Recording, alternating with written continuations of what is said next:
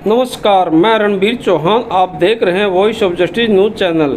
अखिल भारतीय क्षत्रिय महासभा ने जातिगत आरक्षण व्यवस्था को समाप्त कर आर्थिक आधार पर आरक्षण लागू किए जाने की मांग। जम्मू से 9 अगस्त को की गई यात्रा शुरू 7 अक्टूबर को दिल्ली पहुंचेगी। देखिए साहब, ये तीसरी रथ यात्रा है और ये जम्मू से 9 अगस्त को शुरू हुई थी और जितने प्रदेश बीच में आए हैं, हिमाचल प्रदेश, पंजाब, चंडीगढ़ और उत्तराखंड का कुछ हिस्सा, सभी लोगों ने बहुत अच्छे से आश्वासन दिया है यात्रा को और गर्मजोशी से स्वागत किया है जगह जगह पे। महेंद्र सिंह तंवर, राष्ट्रीय अध्यक्ष अखिल भारतीय क्षत्रिय महासभा। 9 अगस्त 2022 को अखिल भारतीय क्षत्रिय महासभा ने जम्मू से राष्ट्रव्यापी तीसरी रथ यात्रा देश में आर्थिक आधार को पर आरक्षण को लागू करवाने, गरीब को आरक्षण दिलाने, जातिगत आरक्षण को समाप्त करने और देश में सामाजिक समरसता का माहौल बनाने के लिए एक जन आंदोलन देश में चलाने और महान पुरुषों का जो इतिहास है उस इतिहास को संरक्षण कर दिलाने, उसको जो विकृत किया जा रहा है, तोड़ मरोड़ कर पेश किया जा रहा है, उसको रोकने, इसके लिए ये राष्ट्रव्यापी रथ यात्रा चलाई है, जिसका समापन 7 अक्टूबर को दिल्ली में होगा। और जिस प्रकार से हमारी 2 राष्ट्रव्यापी रथ यात्राओं के बाद केंद्रीय सरकार ने 10% आरक्षण दिया, इसीलिए हम केंद्रीय सरकार को मजबूर करेंगे जन आंदोलन के द्वारा, जनमत के द्वारा, कि वो हमारी ये मांग माने और देश में जातिगत आरक्षण को समाप्त करे, आर्थिक आधार पर आरक्षण को लागू करे। 2 ही दिक्कतें हैं, मैं नहीं कहता। सुप्रीम कोर्ट के इंदिरा साहनी केस में संविधान की खंडपीठ बोलती है, ये 7 जजों की खंडपीठ ने कहा है, इसके 2 कारण हैं, वोट की राजनीति और बाहुबली जातियाँ।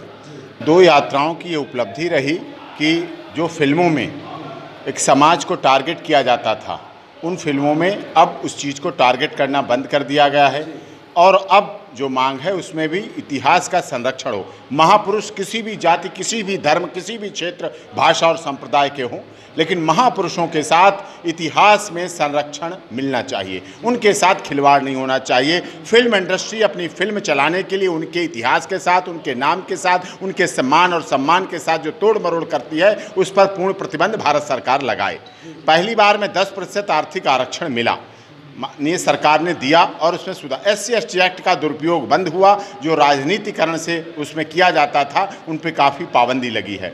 और सबसे बड़ी अब महत्वपूर्ण मांग ये हो जाती है, क्योंकि वर्तमान समय में जो इस देश में ब्रेन ड्रेन हो रहा है, प्रतिभा का पलायन हो रहा है, उसको रोकने के लिए आपको आर्थिक आधार पे आरक्षण लागू करना पड़ेगा। जैसे लोग कल्पना करते थे कि नहीं, कश्मीर का समस्या नहीं सुलझ सकती, अयोध्या का प्रभु श्री राम मंदिर नहीं बन सकता, लेकिन माननीय मोदी जी की सरकार ने जैसे बनाया है, अयोध्या में श्री राम मंदिर भी बन रहा है और 370 और 35 से भी खत्म हो रही है। लेकिन इच्छा शक्ति की जरूरत है। सभी राजनीतिक दल इकट्ठे होकर इस देश के गरीबों, दलितों, शोषितों, पीड़ितों, मजदूरों, मजलूमों और एक क्रीमी लेयर का जो लाभ मिल रहा है आरक्षण से, एक क्रीमी लेयर को लाभ मिल रहा है, सच्चे गरीब को लाभ नहीं मिल पा रहा है। सच्चा गरीब आज भी गरीब गरीब होता चला जा रहा है, लेकिन अमीर अमीर होता चला जा रहा है। ये खाई खत्म हो, इसके लिए आर्थिक आधार पर आरक्षण इस देश की जनता को बहुत जरूरत है। राजनीतिक दलों को इस पर इच्छा शक्ति लागू करनी चाहिए। अब 75 वर्ष आज़ादी के मनाए जा चुके हैं।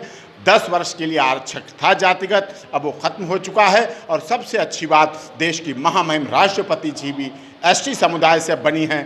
SC समाज से अभी रामनाथ कोविंद जी गए हैं राष्ट्रपति बन के।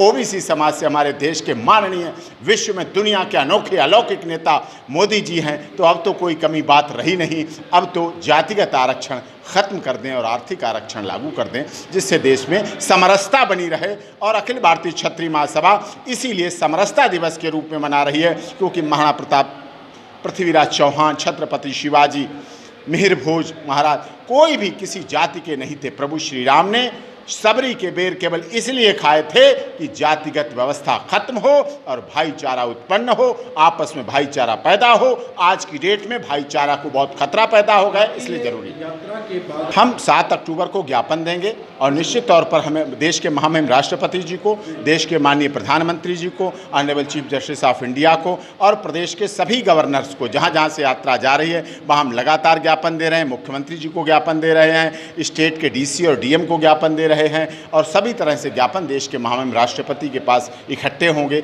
और निश्चित तौर पर इस पर सोचेंगी।